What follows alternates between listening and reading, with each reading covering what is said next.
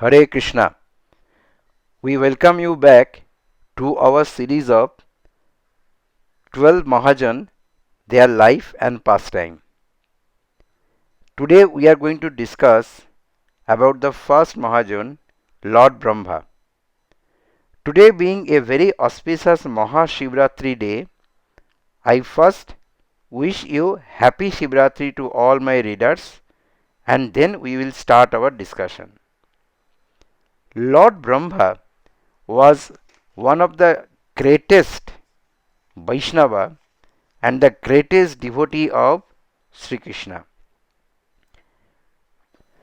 To understand Lord Brahma's glory, it is important for us to understand who is Sri Krishna, what is relation of Sri Krishna with Narayan, Vishnu, and how Brahma was created.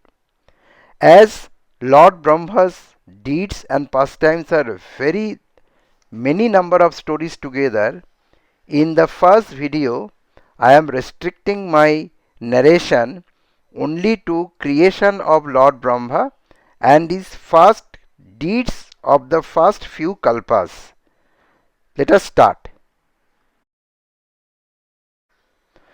The Supreme Personality of Godhead, Sri Krishna, originally residing in Golok Vrindavan in the spiritual world, manifested himself in many forms.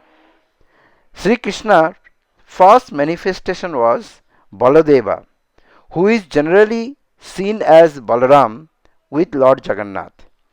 Baladeva then manifested himself in four prime form.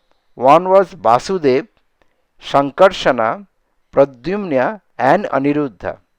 This Vasudev is not to be confused with the Vasudev of Dwapar Yug.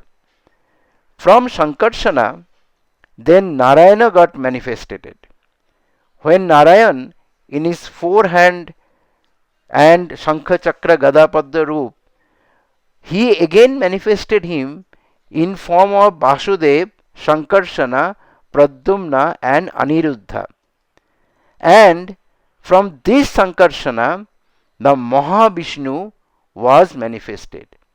Mahavishnu is that Vishnu who is controller of all universes, who is generally thought of as the Palanhar, controller.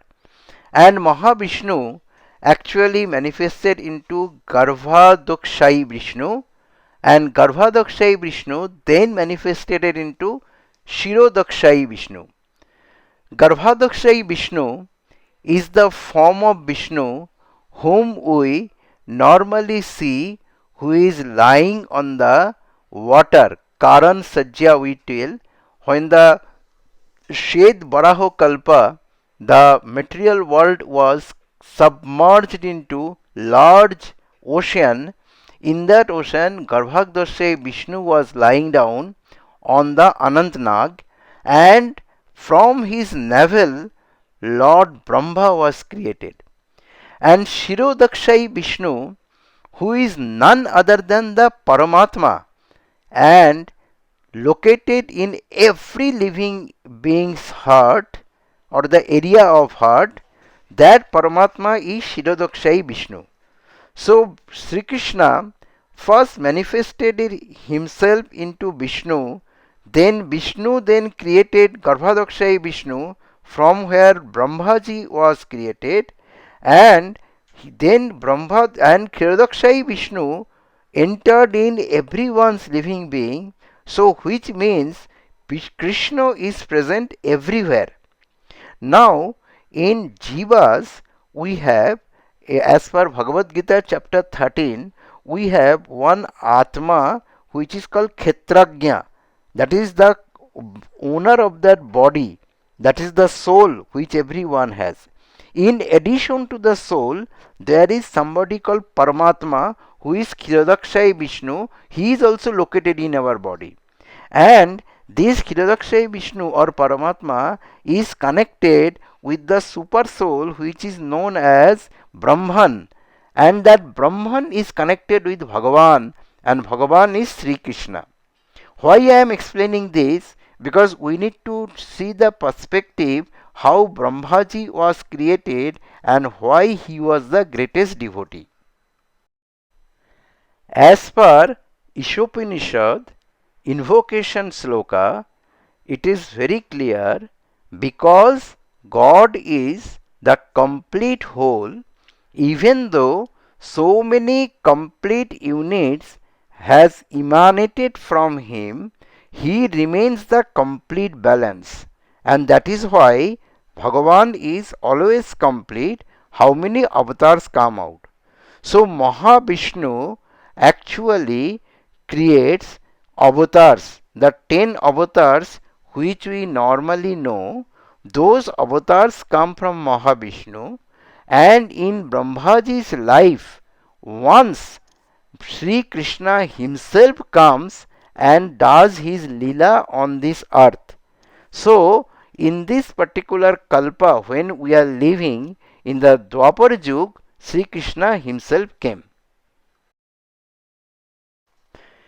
In this context, it is important for us to understand what is lifespan of Brahmaji.